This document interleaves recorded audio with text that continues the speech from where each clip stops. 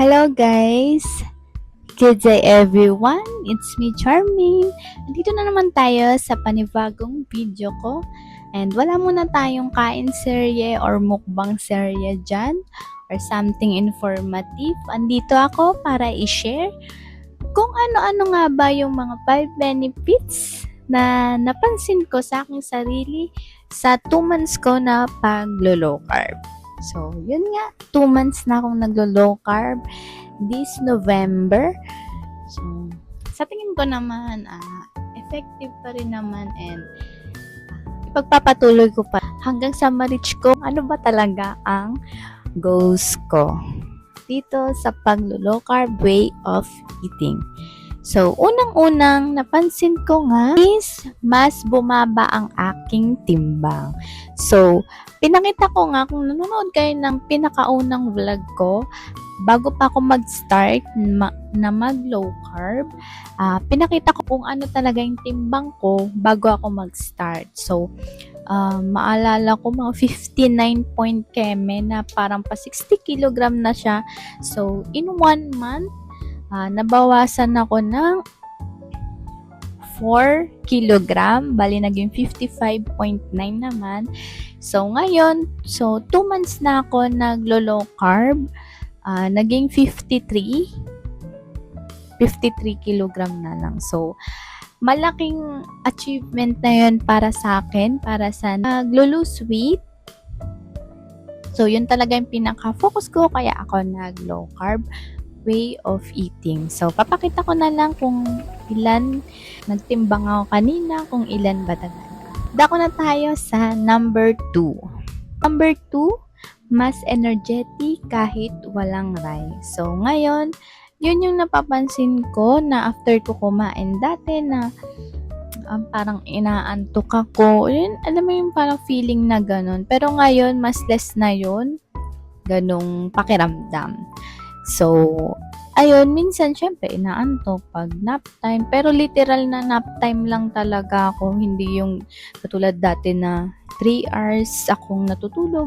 Sa ngayon, parang pag naka-nap time, naka-nap lang ako ng ilang minuto lang or 45 minutes na yung pinakamatagal. Okay na yun. Parang pag bumabalik ako sa tulog, hindi na talaga, gising ka na talaga. So, para sa akin, improvement yun kasi hindi ako tulog ng tulog or inaantok nung simulang nag-low carb ako. So, number 3, less bloating na. Kung mapapansin nyo dito sa video, parang so bloated pa ako.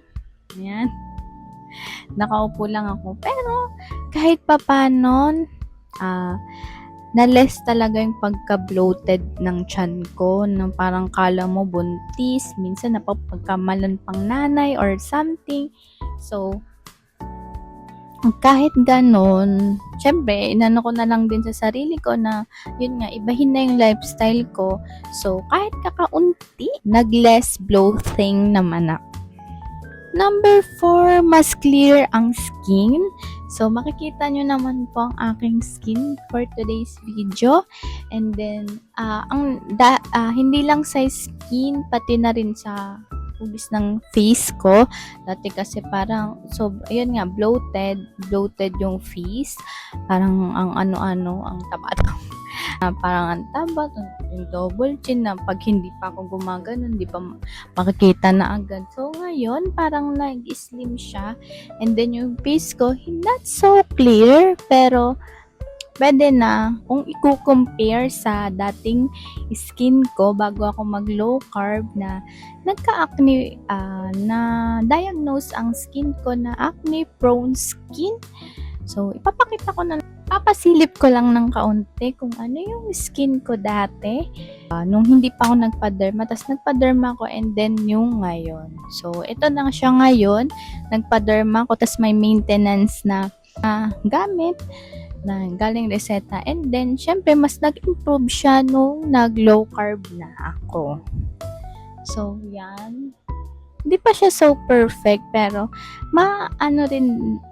may mga kakaunti na rin akong nakikitang pagbabago na Hindi na tulad na dati na sobrang oily, tas kahit magkaka-acne agad. Ako, nagkaka-pimples din naman, pero hindi,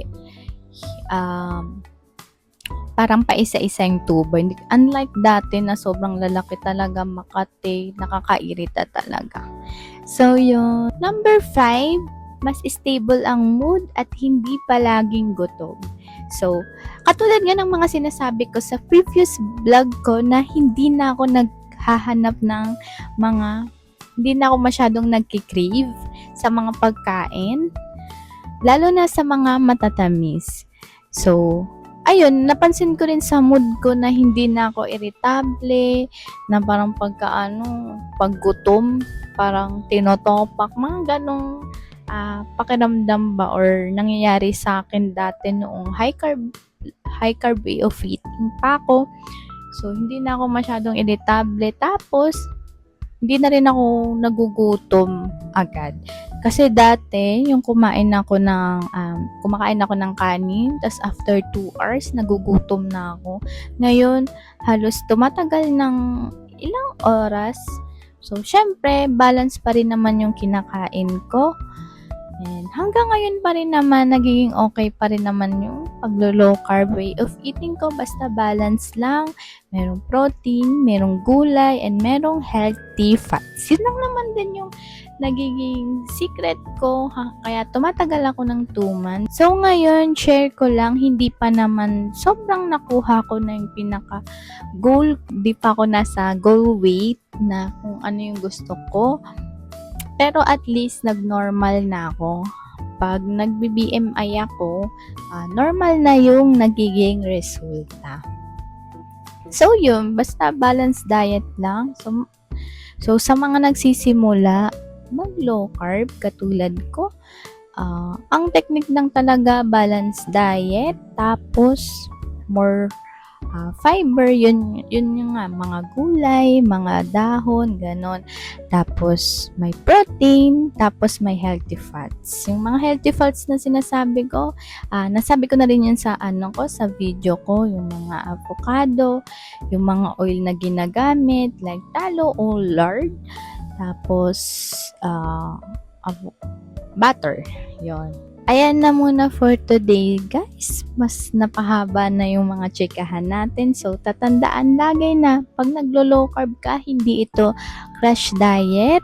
Hindi rin ito for 30 days challenge. Gawin itong lifestyle para mas sustainable at maging healthy pa at makuha mo kung ano yung pinaka-goal mo. So, that's all for today's, guys. Kita-kita ulit tayo sa other video. Please subscribe, like, and comment kung ano yung mga gusto nyong itanong sa akin about my low carb journey. So, ganito na lang, guys. Thank you for watching. Bye-bye. Thank you po.